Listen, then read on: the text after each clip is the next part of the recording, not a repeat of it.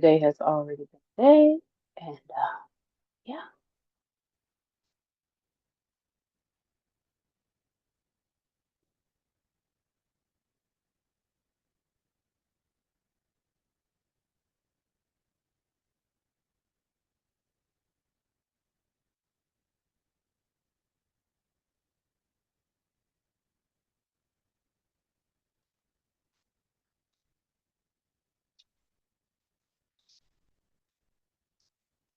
I'm trying to dance it off because I'm really gonna. Um, Baby, let's get right into it, okay? Y'all know me. This is called the Truth Serum Podcast, hosted by Truth Serum Productions, and I am your host. I am Don Clements. And listen, today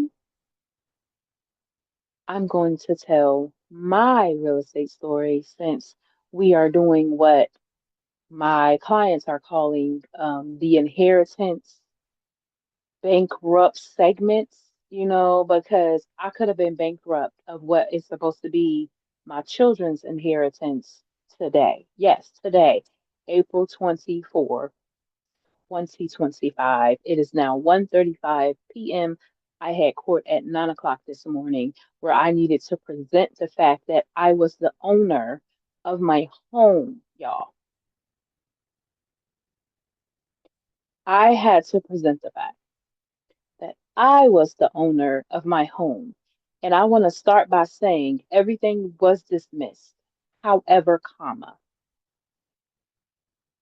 due to the fact, okay, that we are constantly faced with these type of issues in our community, and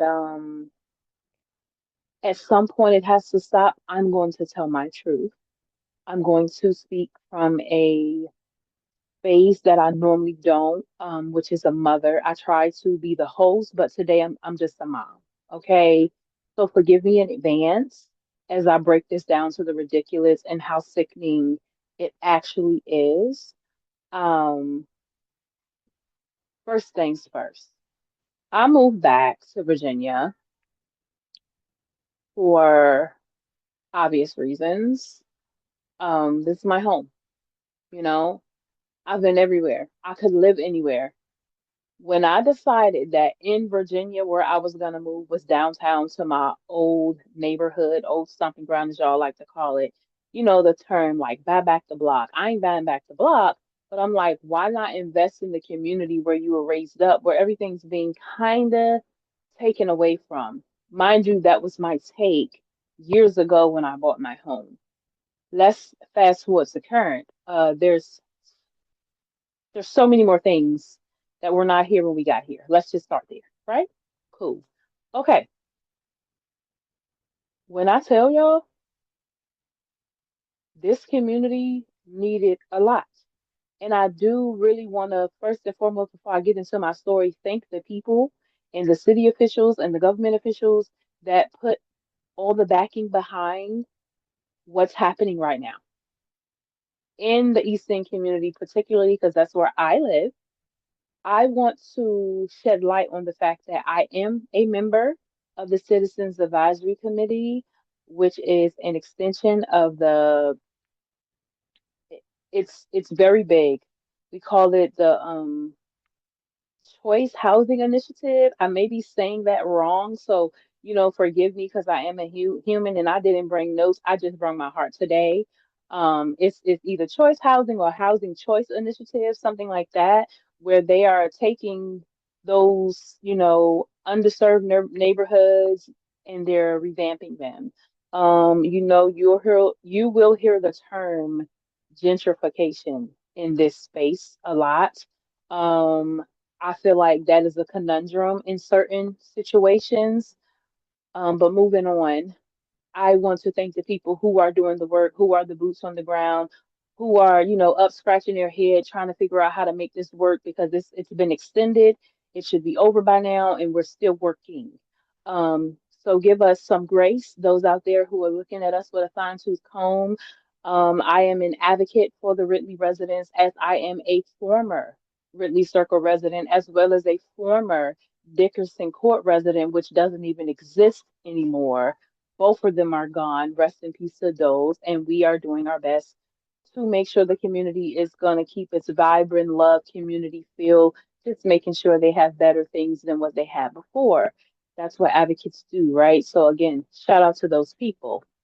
Let's talk about how I moved down here and I literally just wanted to see the change, be the change that I wanted to see, all the things, right? Bought a house, did all the things I was supposed to do, all of them, every single thing from the, checking the comps, checking the survey, checking the title, quieting the deed, making sure I got my down payment in a cashier's check or money order so it can be tracked. I did all of the things, okay? And somehow today, April the 24th, 2025 at 1:39 p.m., I am sitting in front of you about to tell you how I feel like I can either be or are or is or I don't know the words to use right now. I'm tongue tied. A victim of title fraud right here in my city, Newport News, Virginia. And the reason I say that is because, like I said, I've done everything. I'm very savvy when it comes to documentation, administration. I'm overly checking things, making sure they are right. Those of you who know I have five children. Those of you who don't know now, I have five children. This particular property bought in the place where I grew up was supposed to be one of our forever homes. Keyword, one of, because I am a very big advocate of generational wealth. Y'all know that, right? So imagine doing the right things, signing the property, the title, the deed agreement, all the things that I should have done, y'all. I did it. The home inspection, I did it. I ended up rehabbing my house February 26th. That's when it all started. That's when I signed my deed agreement, February 26th of 2021. As of February 2025, I received a weird letter saying, hey, we haven't been receiving your mortgage payments. You gotta like come to court. We gonna figure out what's going on. First of all, I'm flabbergasted because all I have to do is call Western Union and read them that receipt number and say, where's the money that I sent through the mail that I purchased from you at the Food Lion or whatever respectful store that I normally go to Food Lion. Where is it at? Right? I was flabbergasted when I also found out, y'all, that somebody had not only went to the P.O. box where the mortgage checks have to go, opened it, wrote their name on it, and cashed it. Key, key information. Hence the fact in the description, like, and I'm so upset that you're gonna hear me stutter a lot because I'm that upset because I could have been homeless today. Like homeless. We're only almost 8 minutes into this, and I haven't even gotten to the part that's gonna blow y'all mind. So February comes, I get this weird letter. I'm like, what's this? Mind you, it's from the courthouse. I'm like, okay, I ain't committed no crimes. I ain't done nothing wrong. I don't owe nobody no money. What's going on? Do y'all know that they were about to sue me for a couple of months of mortgage? We both know that a couple of months of mortgage means that big F word that we don't like to talk about called foreclosure. If I'm not in the foreclosure process and I'm reading this paper and it says I need to pay y'all a couple of months of mortgage, I probably should already be homeless or been approached by an auctioneer, all the things, right? None of this has happened. So me being me, gotta make my paper trail, immediately go to the text messages and emails, screenshot everything, start the chain. Hey, what is this? Here's a screenshot of this every single time that I pay for anything, I take a picture.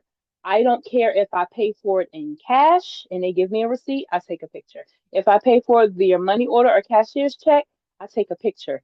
I'm so serious about what I'm saying that I take a picture of my own ACH transactions. If I transfer money from one of my bank accounts to the other to pay a bill, guess what? Screenshot. I'm that thorough, y'all. So imagine how I felt when this letter from the courthouse is saying, hey, you ain't paid your mortgage. You about to be out. I have 5 children. Keep that part in your mind. 5.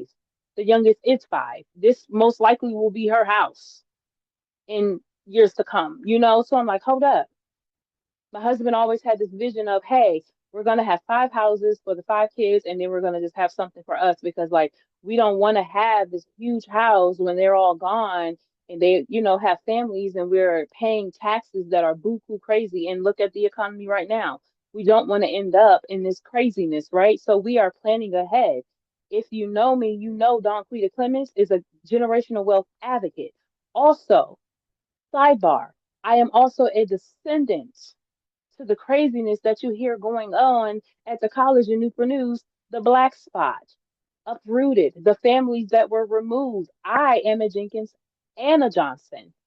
Okay, those are my ancestors. So now it's like a catch 22 for me because I'm like, am I being targeted?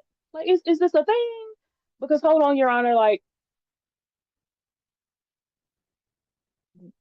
what a coincidence at a time like this, when I begin to tell my ancestors' story, that now my property's on the chopping block? I know, sounds like a conspiracy theory, right? Cool. Cool. Think what you must. But my grandparents had what they had done to them. Same situation where people wanted to be building and doing things that they wanted to do. I live on the street right now where they're building and they want to do things that they want to do. It is only right that I start kind of scratching my head like, is this something I should be concerned about? Because even though I have my paperwork, I have my deed agreement, I have signed documentation, dated documentation, I have a legal, okay, legally enforceable contract in hand, and I have payment history that is documented, and I have the merchant who can back it up that these checks were cashed, and I'm still in court today. Today. So now I'm like, hey, I have to get out here and I have to talk to people about this because the first thing that I talked to the clerk about when she read me all the documents and showed me what was missing, and it looks very intentional. Like there's no way, y'all, that I can get around the fact that this was done the way that it was done without having to wonder, was it systemic? Was it intentional? Was it purposeful? We're talking about a courthouse that this company uses on a regular. And I just want to put this out there for the people who don't understand private funding, OPM, other people's money. No matter who the lender is, there's a title situation that has to happen. And I'm telling you today, I learned that several title situations happen. Several, several. I haven't moved. I have never missed a payment. And several title situations happened. None of them made it to my mailbox. I never got a phone call. I never got hey, we have to quiet the deed. That process where they're reaching out, they're asking questions, they're checking for liens, all that. Nothing. My husband and I own a construction company called Clements Family Construction. Small, just odds and ends, nothing crazy, right? So again, we know this process through and through. We've rented out properties, we sold properties, we've bought properties. So you would never think that this would be something that the Clements family would be going through, especially because I am as thorough. And then I got my husband who checks behind me, even though he knows I'm thorough. I request that he checks. I'm standing in court today and I hear the words, Your Honor, we just want possession.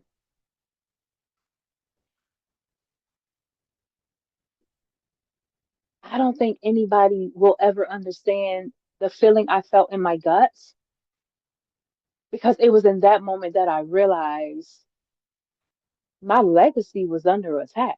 Like right now, live and living color, I'm in a position right now that people call me, email me, and ask me to show up about. I'm about to live that right now. Do you know what saved me? Being thorough in my documentation, crossing every I. I said it wrong, y'all. Crossing every T, dotting every I, making sure that I had all of my original copies is the only thing that saved me today.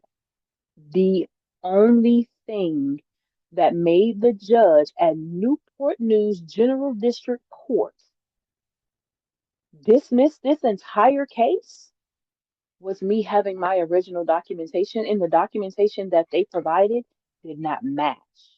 Red flag, right?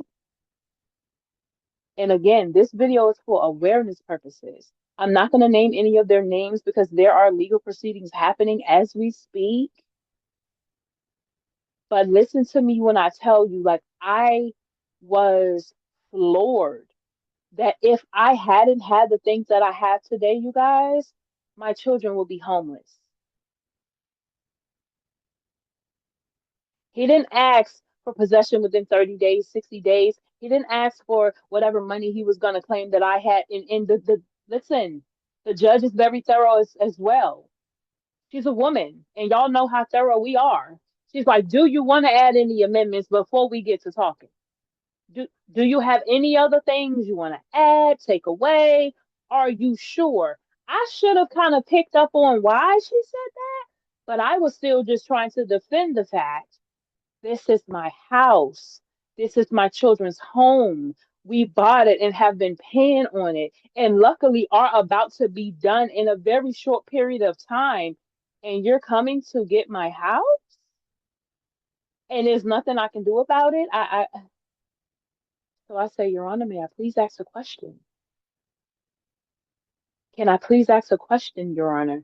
Yes, Miss Clements, go ahead. So I turn to the young man standing next to me and I say, who are you? And he says, I'm the property manager. He refused to give me his name. And I said, so are you the young man that we're sending our checks to? Are you the person that is manning the P.O. box for the company? Because I have questions and I have documentation to back up my questions. Because now that I'm looking into this since February, so many more things are becoming very, very clear, and these things are not right. I mean, there's a lot of property managers, is what he said. That's exactly his words. I looked at the judge and she said, listen, I'm not touching it. It's dismissed. The guy went on and on and on about how, well, we can just take it to trial, we can submit whatever we can submit. Can we just, she said, no, I'm not giving you 30 more days. This woman has documentation that proves she owns the house. You have a document that doesn't match. Holding the two in my hand, one from you, one from her, the dates are different, the signatures are different. She said, Miss Clemens, I'm gonna hand you this and I'm gonna turn them upside down. Do you see? I said, that's not my signature. She said, you sure you didn't sign two different documents at two different times? I said, ma'am, I've only signed these documents once. Once. My cashier's check was given once. I've made my payments consistently, never missed a payment, and I pay before time, and I keep it on the ledger, and it's in an Excel spreadsheet all in my hand right here. You can see it, Your Honor. It's dismissed. I want to talk to the people out there who may have went through this. If you have been through anything like this, let's have a conversation. because I learned so much today just by having this situation end up in my lap at my doorstep that I never could have imagined was going to happen to me. Do you understand, first of all, the anxiety of a mother, a wife who has 5 children, a business owner, a nonprofit organization runner, somebody who is an advocate for her community, in her community? I'm talking about, I literally eat, sleep, and breathe advocacy. I combat homelessness. I combat food disparity, and I combat food deserts and lost learning and foster care reform and justice impacted reform. And I am about to go through this. This is your proof today that it can happen to anybody. Let's start there. If it can happen to me, it can happen to anybody. And here's how. You never know what's on the back of somebody else's mind. You have no idea what's on the back of somebody else's mind. You cannot determine if you're sitting with a scammer at a title company, if the lender or the private lender, no matter whether it's public or private, you have no idea what these people are going to be thinking. I don't present as somebody you can get over on, but evidently they found it smart to wait 3 years. Okay, it's 2025. Let's wait 3 years. Yep. And we're going to sell this house, or at least try, and we're going to say that she didn't pay her mortgage. I'm talking about they went out to Timbuktu, and it's all coming back to me. Like, I have emails from Zillow saying that, hey, whatever you need from us, we'll give it to you, because they daggone sure came and posted it in another area as if. Why would I be looking on Zillow if I'm not about to buy a house? I would have never known that hadn't this process sparked in February. What? I would have never went down to the clerk's office. I'm telling you the truth. I would have never went down there and had questions hadn't that summons showed up. And if I was all over the place grieving like I just was recently before February came in the year due to gun violence situations that my family is going through right now, I promise you. On top of that, I'm finding out that my family, my great grandparents, are some of the people that were removed during the black spot crisis happening in Hilton, where that beautiful, luxurious school sits. When I'm speaking to y'all and I'm advocating, I want y'all to know that this is not about revenge. I don't come tell the truth because of revenge. It's as simple as righting a wrong that should have never happened in the first place. I have to now sit through court proceedings, and the judge is going to ask me, what do you want to do? And for the first time in my life, I don't know. I'm normally the person on the other end that is like, please don't, give them a chance. We'll get them a job. We'll keep them busy. Like first time offenders with the kids. Oh, they had truancy. Yeah, we got them. But this is my life that they just toyed around with. This is my legacy that I plan to leave my 5 children. And I'm just supposed to just act. I mean, like, here's the kicker that I told you was going to blow your mind. They showed up here after court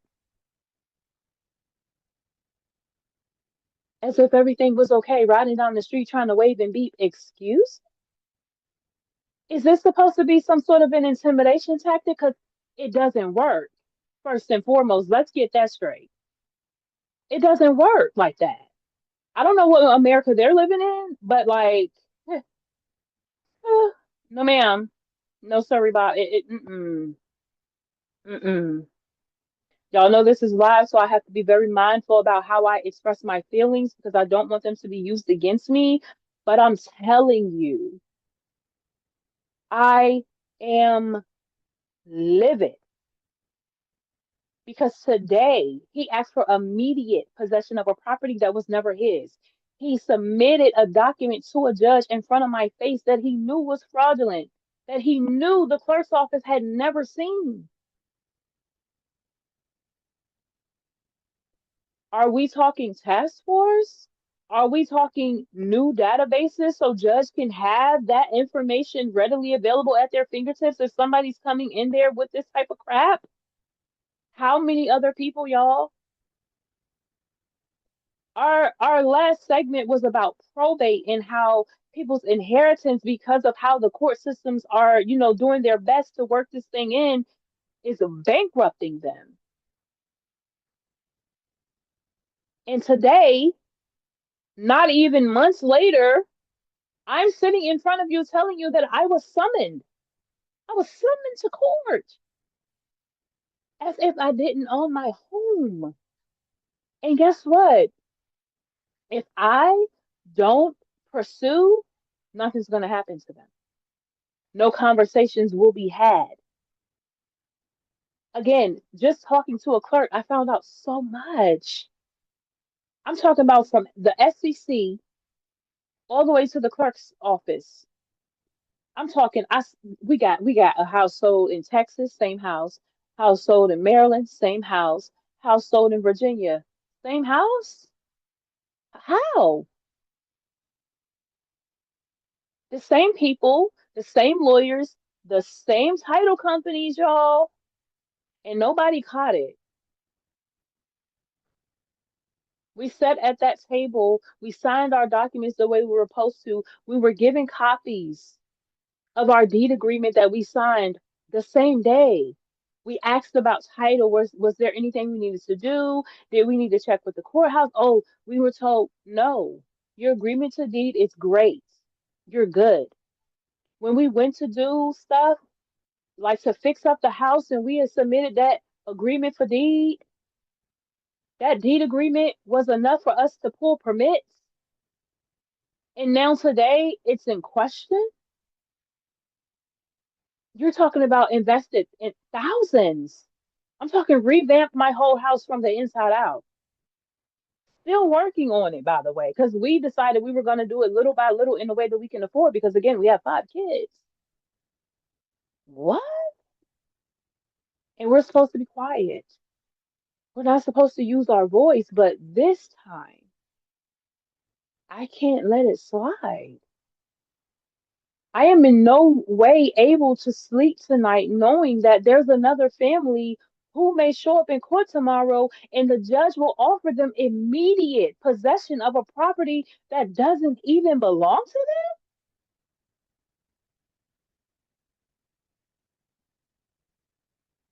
them. No, game over.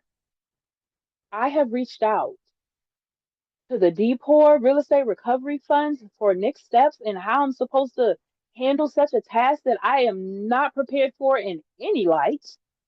Okay, I was not planning for my next couple of months, my summer, which is approaching, to be like this. Again, I can't express enough how much I care about my community. I'm twofold in the community, y'all. I'm the ghost when I need to be the ghost, and I'm front and center when I need to be front and center, but I would rather always be in the background.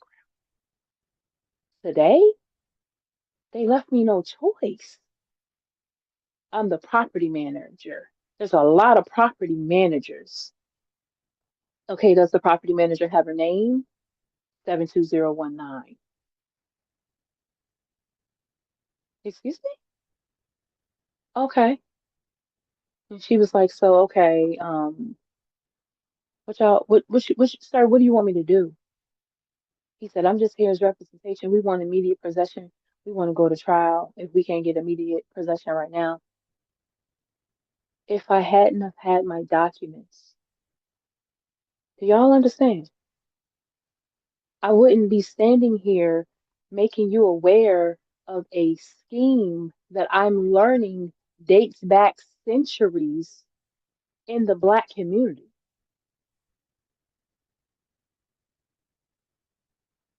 I literally had to ask God, like, for real, this the assignment? Okay, okay, okay. I'm not gonna even, okay, because I just want to say this how I feel it. In my area, last stat that I read, it's 70% homelessness. Not half, but almost 100. Almost. That's real close to 100. That's not close to zero. And people could just sign a petition, put numbers and signatures up there, and show up and say they want your house. We have got to figure this system out. This has to be another time. It has to be protocols, boundaries put in place because I'm flabbergasted that it's that easy to take a home. You bought the house, you paid your down payment, you got your contract. We got the rest. We gonna, rightfully so, our attorney handles everything. They mail it in, take it in, whatever, like we do all of our properties. That's not information that people don't normally hear. So why would I have a thought of a red flag, right? What reason did I have in that position to say, oh no, there's a problem here. I didn't have any, y'all. Like y'all know this podcast is really like raw and uncut. Okay. Like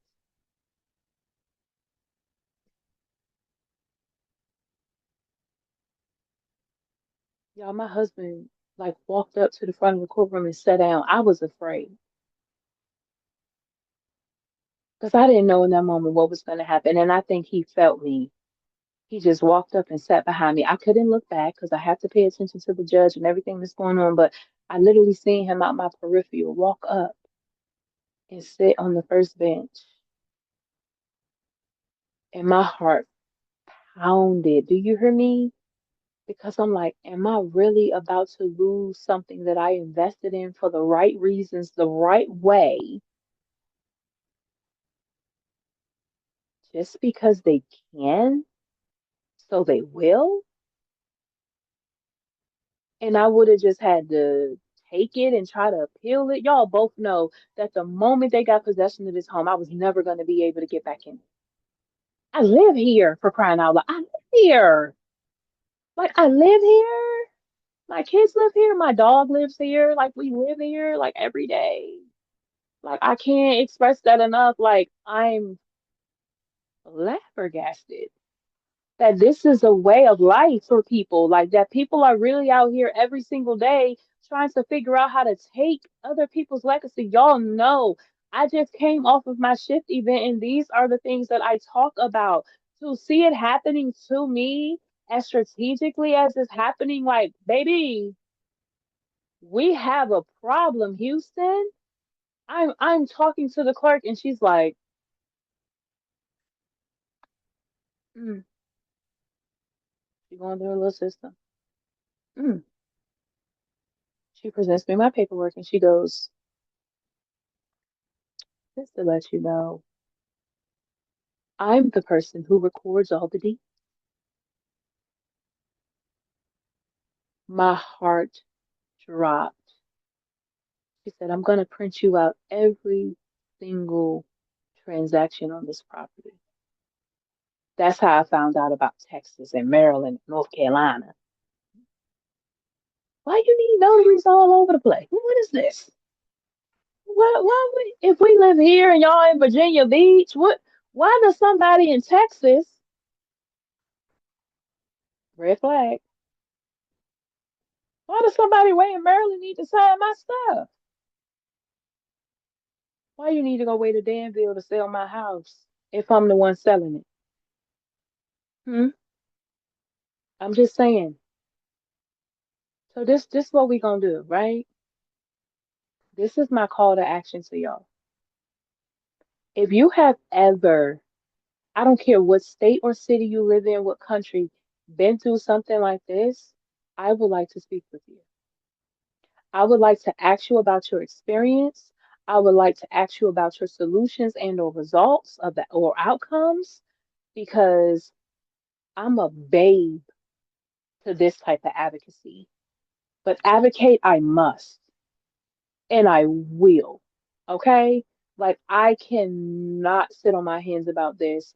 I cannot go back into my regular scheduled program knowing that just today, y'all, today I could have been homeless just because someone said we just need her house today.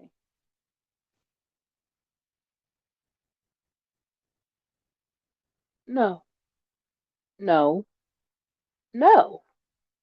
And if I was the old me, it would have been other words. But no. Can you imagine me coming home, telling my children we have less than 24 hours to get out of their home because they got immediate possession? Grab all your fine, your best, your favorite things. We gotta go. God forbid I ain't have no money in the bank.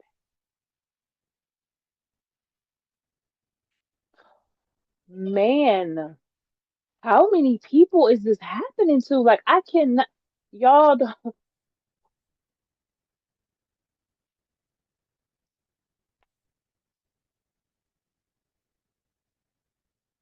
you think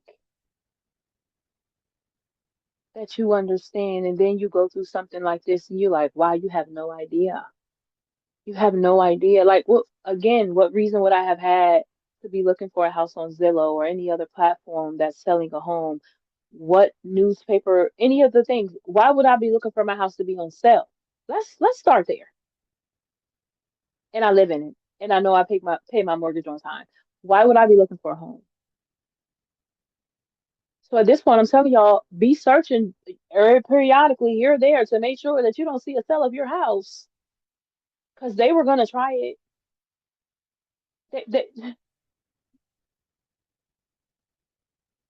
In the words of Mr. Kendrick Lamar, the revolution is about to be televised. Okay?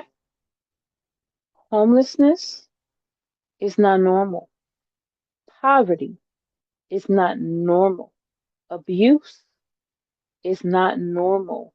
Racism is not normal. Forcing people to live in disparity, not normal. All of the things that I named that we have been programmed or tried to be programmed to believe are normalcies for us, they're not. Like I advocate for these things daily because I know that there's somebody out here who's being told it is what it is. No, it's not. And that's why I came to my platform today that where I can use my voice freely to say enough is enough. No, we won't continue to sit back and just allow things like this to happen in our community like it's normal. Earlier on in the video, I mentioned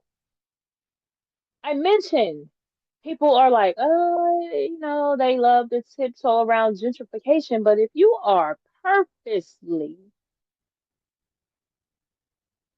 doing title fraud scams in the Black community, especially the underserved Black community, that's gentrification. That is a strategic plan to force people that look like me to be homeless. Then let's go sociology on them, okay?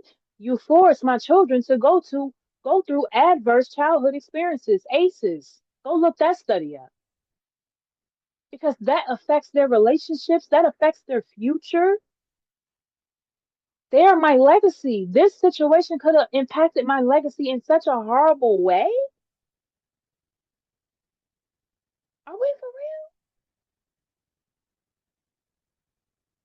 So of course now I have to go to city council, which I don't like to do. I have to write all these emails, which I know how to do very well. mail all these letters, and ask all these questions that I shouldn't have to ask. I now have to allocate my time, my money, and my talent into a space where I shouldn't be, but because someone saw fit that I was deserving of homelessness, of scam, of fraud. Here we are. What? I'm gonna go because I don't want to say the wrong things like I've said in the beginning of the video and in the middle of the video, and I'm saying it again.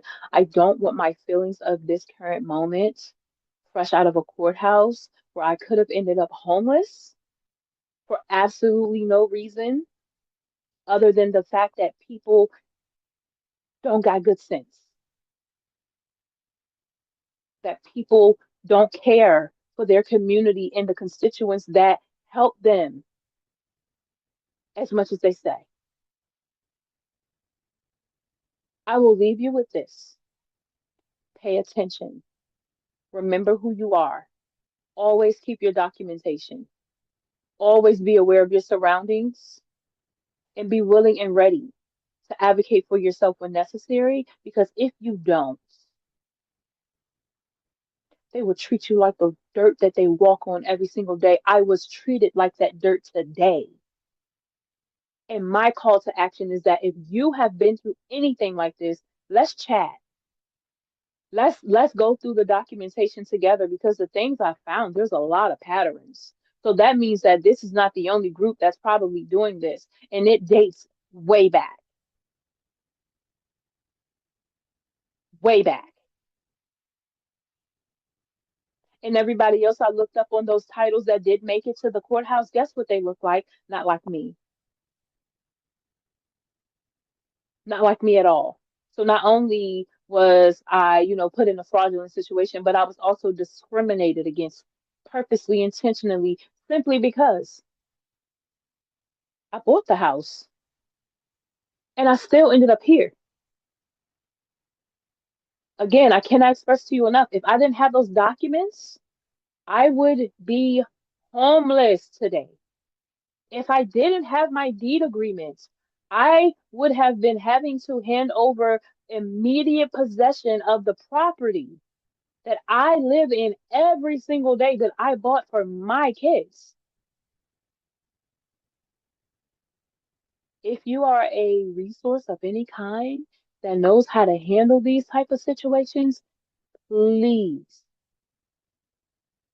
send me an email. My email is support at IAmDonQuittaClements.com. I will make sure it's in the description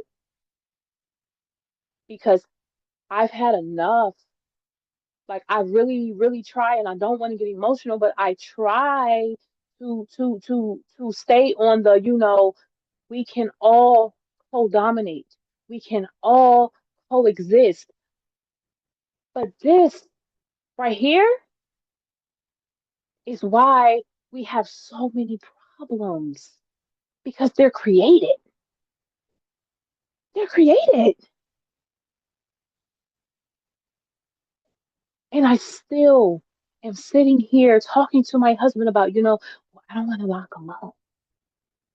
I don't want anybody to go to jail. I don't want anybody to be taken away from their family. And the clerk is looking at me sideways. Ma'am, you and your 5 kids and your husband was about to be homeless. Let's not forget we take care of my husband's mom and his sister. They were going to be homeless today too, hadn't I had my documentation. But I'm gonna go because again, I'm flabbergasted that this is happening and able to happen so easily. I live on a street where the mailman barely even comes. So imagine if the sheriff didn't show up and I ended up with a piece of mail that never made it to me. I would have been approached by a sheriff in a different way. The sheriff don't give you no time to put your stuff in no truck. They put it on the curb. When you're riding through your neighborhood and you see all that nice stuff on the curb, you like, ooh, that may be valuable. Because some people do pick stuff up off the curb. That's somebody that's been put out for whatever the reason. And today, that reason won't gonna ever be right. They would have just followed protocol. They would have just stuck to the system. That's unfair. That's unjust. And I plan and vow to make it right in my power. I can't promise that I'm going to change the world, but I'm going to talk to as many people as I can about how to make sure that this doesn't happen to anybody ever again and they are not blindsided by that type of process that I just was forced to go through. Because if you don't show up, the lady said in the courthouse, if you don't show up after we put this in the trial and you don't turn your paperwork and stuff in, 'cause I don't care if you have an emergency, the judge is not going to listen to you. They're going to side with the other person. Flabbergasted. So I can be in the hospital. She said what she said. For the love of God, this is crazy. And today I told you my truth. I am now a victim of identity theft, title fraud, and who knows what else these people have done with our information because they could and they did. We need more real estate protection, especially for the purchasers, because some of the sellers, no, ma'am, they shouldn't be able to do what they're doing, but they're doing it, and they're not doing it with like multiple houses. They're doing it with one house multiple times. No, no. But I'm gone for today, and I appreciate y'all for watching the broadcast. I appreciate it. I'm gonna post it live on my YouTube channel. I'm gonna clip it up. I'm gonna get it all over my LinkedIn. I'm gonna get it all over my Facebook, my TikTok, my fan base. Because at this point, Houston, we have a problem. Scammers, beware, because your days of putting Black families outside coming to an end. And I don't even want to just limit it to people that look like me. Worldwide, internationally, black, brown, white, or blue. Wrong is wrong and right is right. Y'all are wrong.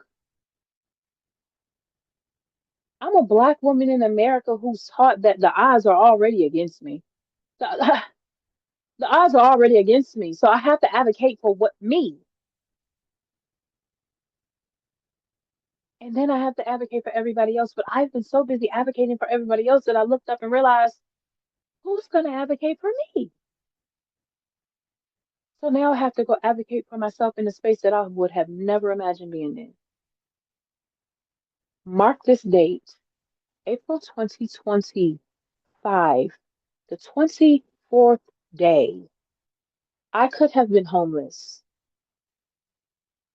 because of somebody else's inability to understand the necessities of life. Because God forbid I want to be a homeowner and have a legacy for my children. God forbid I want to just make sure my children have generational wealth in the way that I can provide it to them. I'm being